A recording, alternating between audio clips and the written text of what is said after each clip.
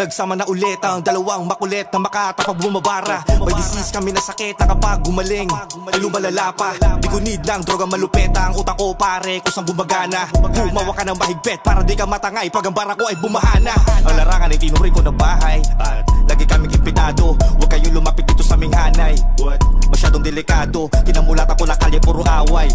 Kaya ako ay respetado, di ako nagsasayang ng mga laway pag bumubuga sa entablado. Kaya Mike Buhawi ang pangalan ko, ang mga letra ko sa dila ko lang to pinapaikot. Huwag kayong magalala sa pinanggalingan ko, alam ko di ako nakakalimot. Alam ko ang ruta pabalik sa daan ng matarik at sa mga pasikot-sikot. Amin nga pagkurkurangan, tirap isublik na painot-inot. Kaya kalma, haha, huwag kang magdrama. Dito basta-basta kasi pare lagi tong handa. Kung ang inyong akala kami pa wala-wala, mga di nagtatanda, walang kadala-dala.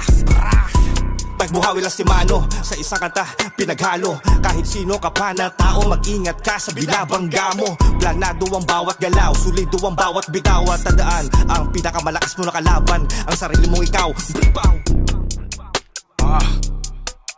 May mga barang kakalagan, wala naman sumisigaw ng time. Akala mo naman kasi ito tapos na, nagsisimula pa lang aking prime. Walang optimus na sa pandigma, matik na ang salitang prime. Kung alanganing oras na this is motherfucking game time. Para matagalan na hindi nakalagan, ay teka muna, para matagalan na hindi nakalagan, makapagyarihan ng mga kagamitan na nanggagaling sa kaisipan. Para mga ancient weapon nung sinaunang labanan, nakakagimbal na mga kakayahan. Mga old gods na ang pabalik, bakit di mo ba napagandaan? Mga napatunayan na ipakatandaan, nagpapaulan na naman ang kabangisan.